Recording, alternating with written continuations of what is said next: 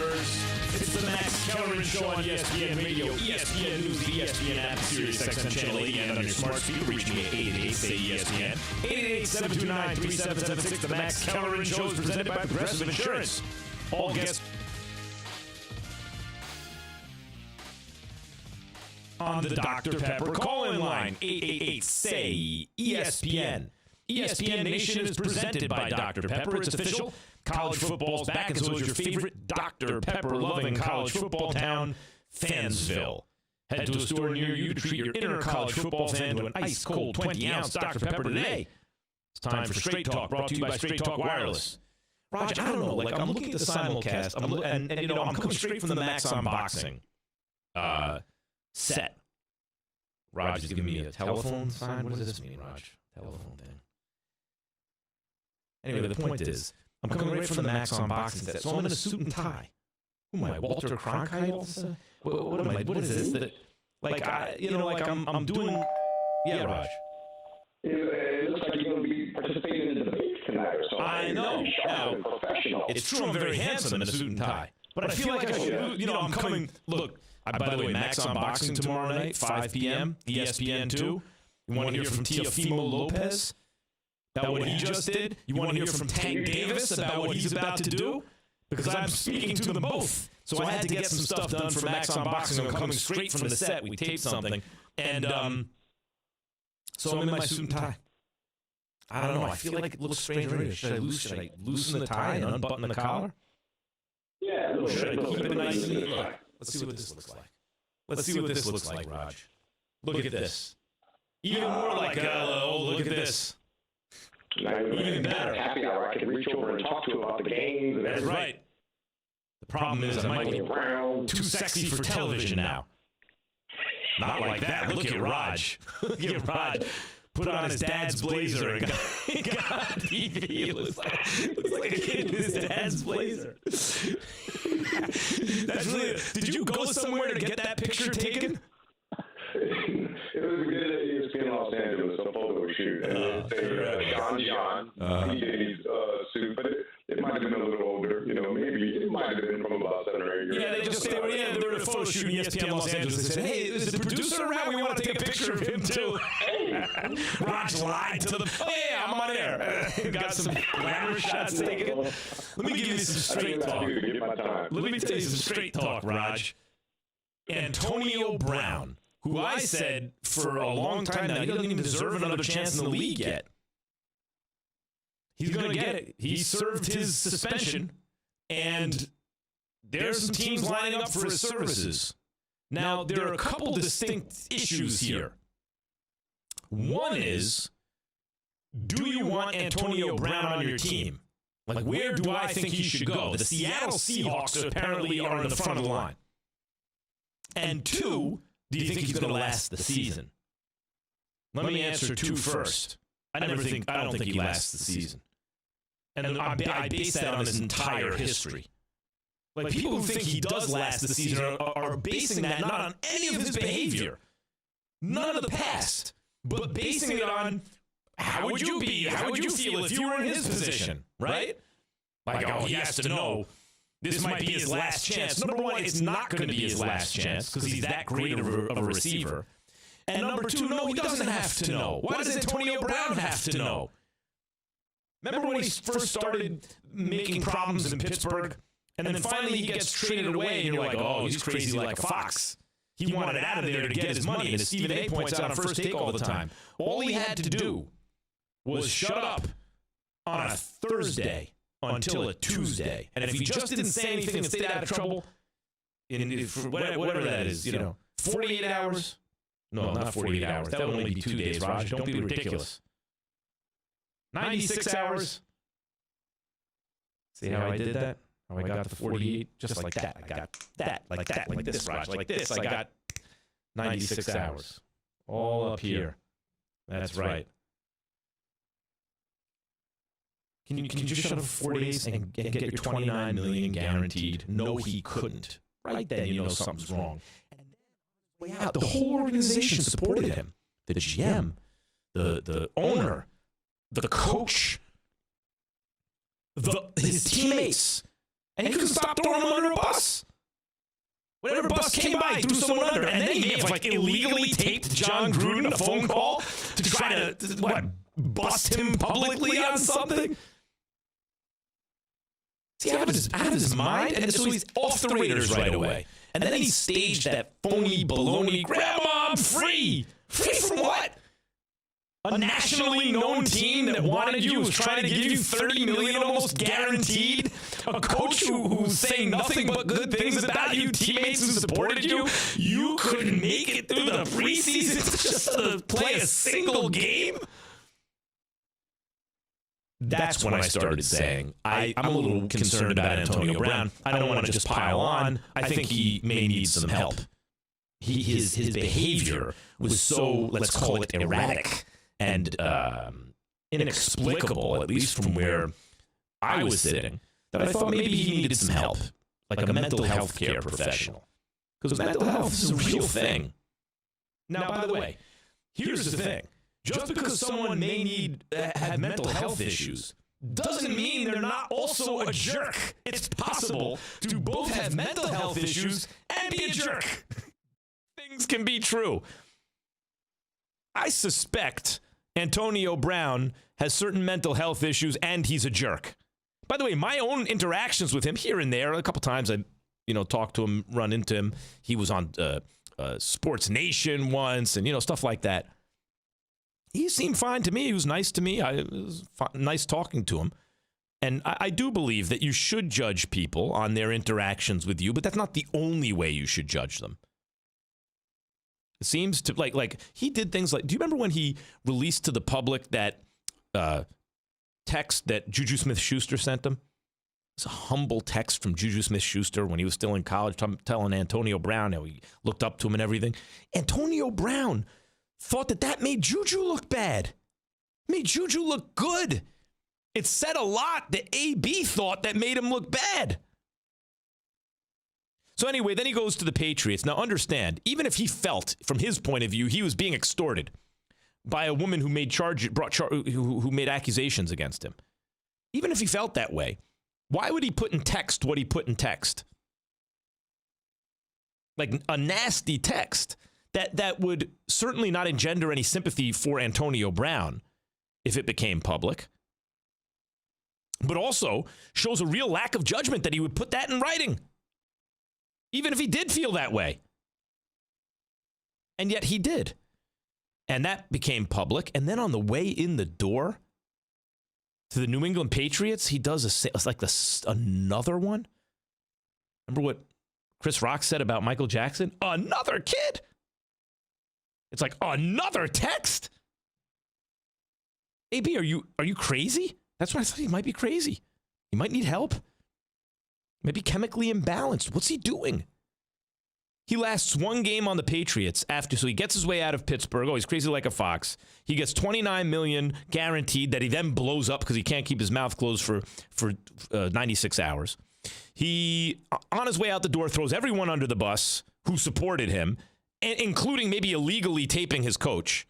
He makes public a text, a humble text from a receiver, a former teammate who seems like a really nice guy in the text, thinking it makes that guy look bad. He puts on social media interactions with one of his baby's mothers and law enforcement that makes him look bad, thinking it makes him look good. Otherwise, why would he put it on social media? He put it on social media.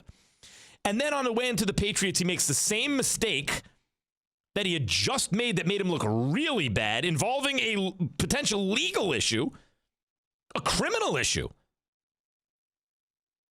Nevertheless, he's Antonio Brown on the field, so he's targeted 8 times. He catches 3 first downs and a touchdown, 4 catches and 8 targets with a touchdown, and they win the game, the Patriots.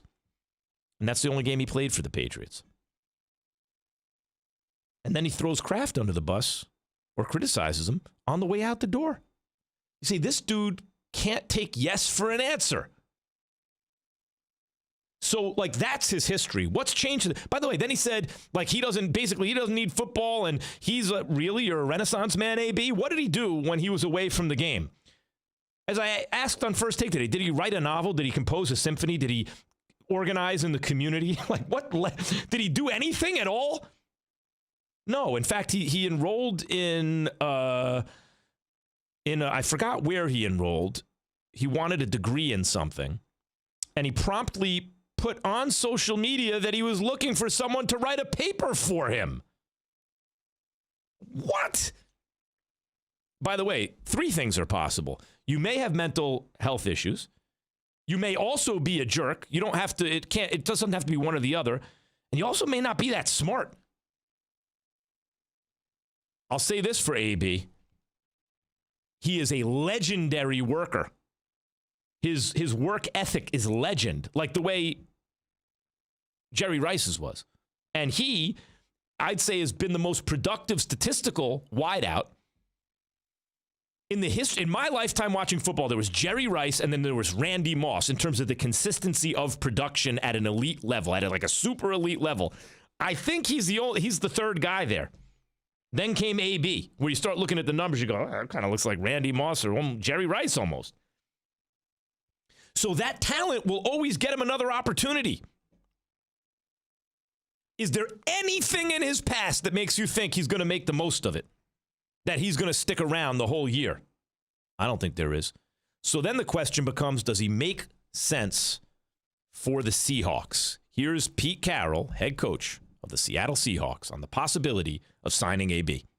We have endeavored to be in on everything that's going on, and John has done a marvelous job of always being tuned into what's happening, and this is no exception, so we'll see what happens. That was Straight Talk from Straight Talk Wireless. Everything for less, only at Walmart. So here's the thing about AB. He's so great that if you're going to get him for pennies on the dollar, the only reason he's available in the middle of a season for pennies on the dollar is because he comes with baggage. He comes with warts. Remember Moneyball? That was the whole idea. If you're in a small market like Oakland in a league without a salary cap, you have to target players with warts. Don't focus on what they can't do or what's wrong. Focus on what they can do. That's why they're available to a small market team, like on a fraction of the cost of a superstar, right? Well, that's Antonio Brown right now. It's a Moneyball move. He is one of the best who ever did it. You'd think still in his physical prime. And he's available in the middle of a season just to sign him. You don't have to give up any draft compensation even or anything. You just have to give him a few dollars. By the way, not even tens of millions. Like a budget contract. Who's going to say no to that? Well, let me tell you who I think could say no to it. Stephen A. and I were debating this on First Take today. Stephen A. likes him on the Ravens because he'll be the number 1 target on that team. And the Ravens could really use him too. I like him better on a team like the Seahawks, and I'll explain why. The rationale that, in fact, AB can't be a guy who's getting the 3rd most targets on it. It can't be like Metcalf first and then Lockett and then AB. He won't be happy. In fact, I think about it differently. I think that if he's too important to a team, it gives him too much leverage with which to misbehave, to act out. You'd rather have him in a situation where he knows, I make this team better, but they don't need me. They were all right before they got me. I think that's a better check on his on his lesser impulses. AB makes any team on the field better. Any team on the field better. And for those who would be like, well, Seattle needs a defensive player, not an offensive player. Yeah, I'm sure they wished that AB played defense. He doesn't. If there was an AB level player with AB's baggage on the defense, I'm sure all the teams would be lining up for him who needed a defensive player too. That's not what's available. This is what's available. You want it for pennies on the dollar, yes or no? Here's my answer. Were I a team, the answer would be yes, I'd take him. But I would not expect him to finish the season. I would expect him to be very productive while he was on the team, and I would expect him to implode. And so that he doesn't take the team with him, then you got to jettison him. And on a small contract, you can.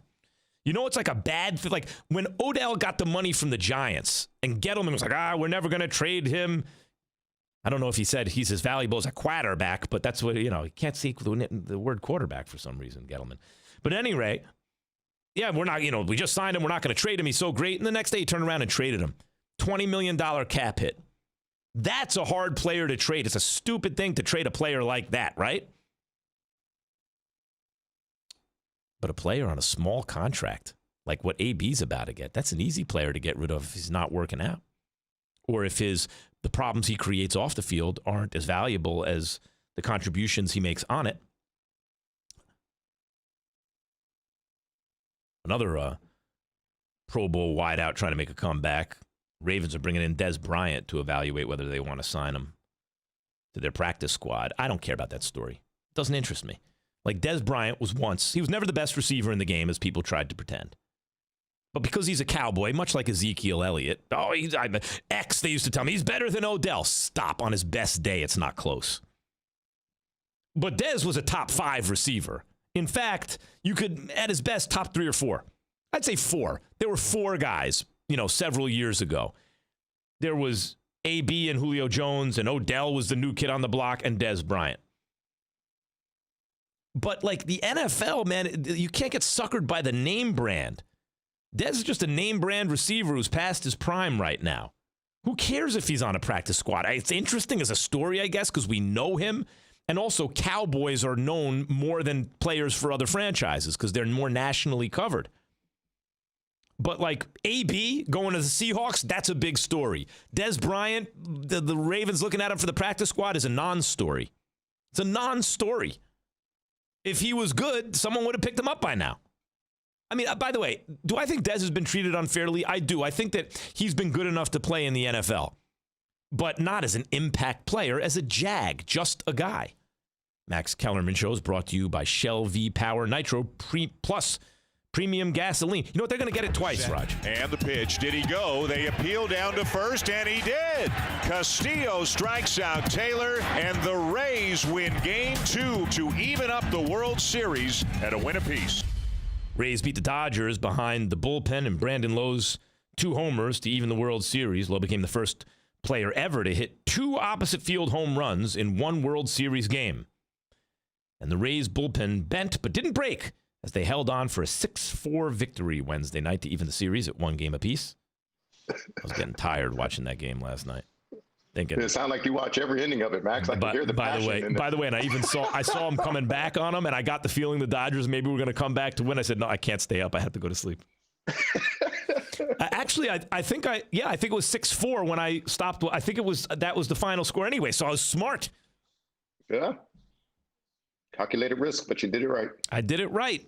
Something's got to give, and when your home team is not in the World Series, that's what gives. You see a team with a 3-run, but no, it was like a 3 or 4 run lead, and then all of a sudden it was a 2-run lead, and I was like, I should probably stay up to watch. I woke up this morning. Oh, thank God! Could you imagine epic Dodgers comeback? I don't know. Dave Roberts, my sports enemy, one of them, for that stolen base against the Yankees in 2004. I just want to say something quickly. Let me stop down this whole segment. Do you understand, Raj, that the Yankees won 4 out of 5 World Series between 96 and 2000. They won in 96, 98, 99, and 2000. And in 97, they lost a classic series. I think it was Sandy Alomar who homered off Rivera in Game 5 that they could have easily won, okay? Mm-hmm. Nevertheless, that was in the first round. Okay. So the point is that 4 out of 5 World Series probably never going to happen again in this era of 3-tiered plus playoffs, right? But 2001... they very nearly won again. They almost won 5 out of 6. Then in 2002, they got blown out by the Angels, but everyone did, and they lost to the eventual World Series champs. 2003, they lose to the Marlins in the World Series in 6 games. They just lost to a great young power-arm pitching staff. And now it's 2004. If they win the World Series in 2004, it connects the whole dynasty to 96. You see what I mean? Like a near miss in 2001, 2003 they got back. And matter of fact, even forget 96 to 2000. If I told you there was a team that got there in 2001 and lost in Game 7 in the bottom of the 9th on a fluky kind of, you pull the infield in and you get a little broken bat bloop, and that's how you win. That's how you lose, rather, in the bottom of the 9th, Game 7. And then you follow that up by losing to the World Series champs of eventual World Series. And then you follow that up by losing in the World Series in 6 games. And then you follow that up with a World Series win. You'd say that's a 4-year dynasty. You're constantly in the World Series and you're winning half of them. So 2004 was a huge year. And the Yankees were up 3-0 with a lead late in the game. And if Dave Roberts doesn't steal that base and the Yankees win, considering the Red Sox swept the Cardinals, I'm going to go ahead and say the Yankees would have beaten the Cardinals. It connects the whole thing. So Dave Roberts ruined everything. And I hate him, Raj. And every time he's brought up, I'm going to bring that up. You made it clear to him, and you didn't hide behind it because he came on the show, the manager of the World Series participant Dodgers, and you told him to his face. Yeah, that's right. We were getting along famously. Oh, we were saying nice things, and we were talking and having an interesting conversation. He was like being complimentary to me. I just needed to let him know at the end of the interview that we're still enemies. But anyway, this is what he had to say about last night's game. We feel great. We've got Walker going, we've got Julio going, and then we've got Clayton. So, and if you look at kind of where our relievers are set with the off day tomorrow, we're in a great spot. By the way, isn't that what it comes down to? If you got a pitching staff, if you got some arms, you're like, yeah, we're set up, we're good. We're 1-1, but we got some arms we believe in. And the bullpen is important, of course, and power arms and everything. Maybe I'm being old-fashioned, starting pitching. If you have 3 starters you believe in going into a postseason series, you're feeling good about yourself, and he does. Max Kellerman Show is presented by Progressive Insurance. Get your quote at progressive.com today. Up next, Ty Lue says he'll bring unity to the Clippers. But there's something else they need. The Max Kellerman Show on ESPN Radio, ESPN News, the ESPN app at SiriusXM Channel 80, and on your smart speaker, 888-SAY-ESPN, 888-729-3776. The Max Kellerman Show is presented by Progressive Insurance. All guests join me on the Shell Pennzoil Performance Line. ESPN Investigates Season 2, The Running Man podcast, is now available. Subscribe and listen wherever you get your podcasts. I got a lot to do. I need to get into the Clippers and Ty Lue. I want to get into the Giants and Washington tonight, and believe it or not. And I got something to say about the Giants. And I'm in the Jalen and Jacoby studio. I don't know what we're calling it around here now, but to me, it's a Jalen and Jacoby studio. This is a tremendous set. What a set they have here. Image Mike Tyson and Biggie and the Beastie Boys. And what do they have over here? Their kids and stuff. Run DMC. I see Harriet Tubman, Magic and Isaiah, that picture where they're kissing each other before the finals. Richard Pryor. They got all kinds. Like, this is, Raj, let me tell you something. I invented the man cave as a radio studio. You did. Before Dan Patrick did it and Jalen and Jacoby did it. This was my idea. Years ago, I was pitching it, and I couldn't get any traction. I'm ahead of my time, Raj. It doesn't pay. It's just like with the power rankings. You invented the NFL power rankings. Now everyone's using it. Keyshawn steals it, and he's not even clever enough to change the name. Stephen A. Smith changes the name. You invented a lot of things that you just don't get credit for. One day, I'll tell you, I was walking down Broadway one day. I said, you know what would be interesting? NFL rankings in the middle of the season as it goes on. What should it go? Power rankings. Genius. Now it's everywhere. Everywhere. Ty Lue said the Clippers' on-court chemistry issues were due to a lack of continuity. So this is 5 weeks after the Clippers suffered an embarrassing playoff collapse. Lue addressed the team's chemistry and leadership issues on his first official day as the franchise's new head coach. Ty Lue, of course, was Doc Rivers' top assistant this past season. He's a championship coach. Remember when he replaced David Blatt?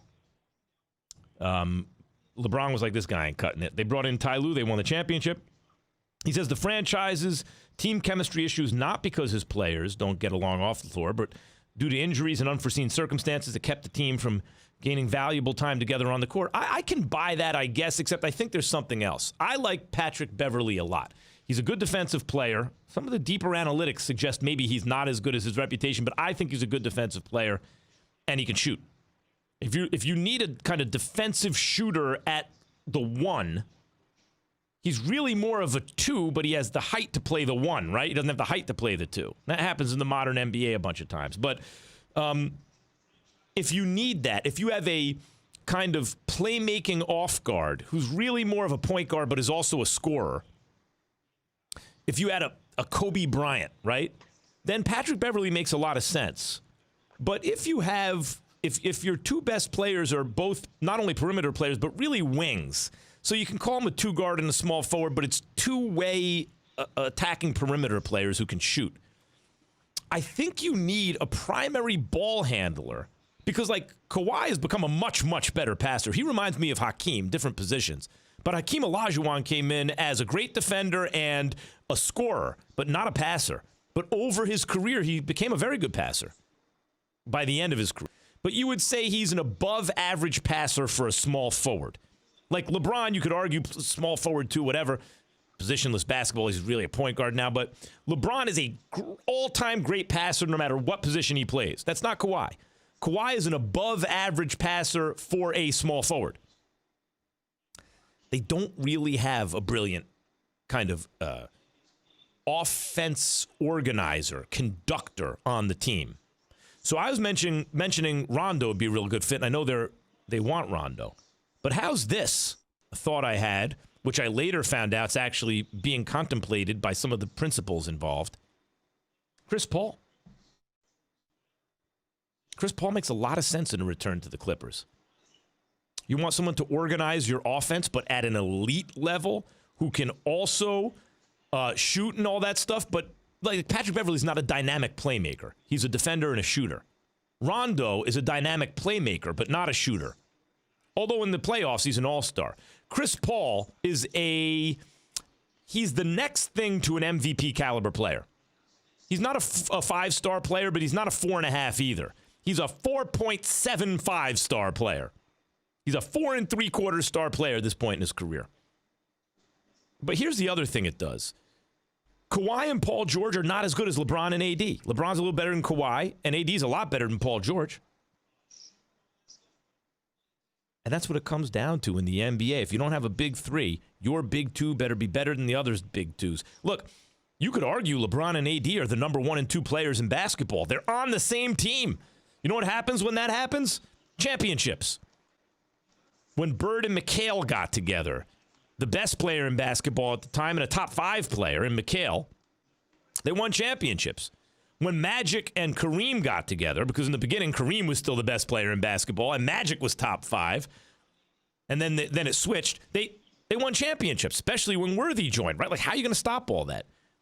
Well, Kawhi and Paul George are not quite LeBron and AD, and I thought they had an advantage because they had more continuity on that team than the Lakers.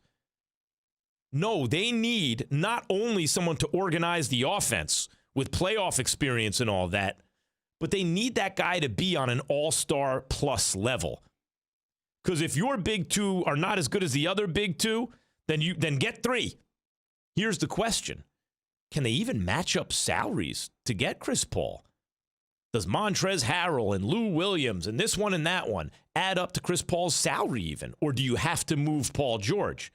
Because if you move Paul George and replace him with Chris Paul, I'm not sure they got better. In the moment of truth, maybe, but then you need to make more moves. So what I'm talking about is Chris Paul to join Kawhi and Paul George, not traded for Paul George. Wouldn't that be weird? Paul George goes back to OKC and Chris Paul goes back to the Clippers. But I think if they do that, Raj, they'd have a chance at a championship, and I don't think it's that far-fetched that it could happen. I got to get to my Giants. I got something on my mind.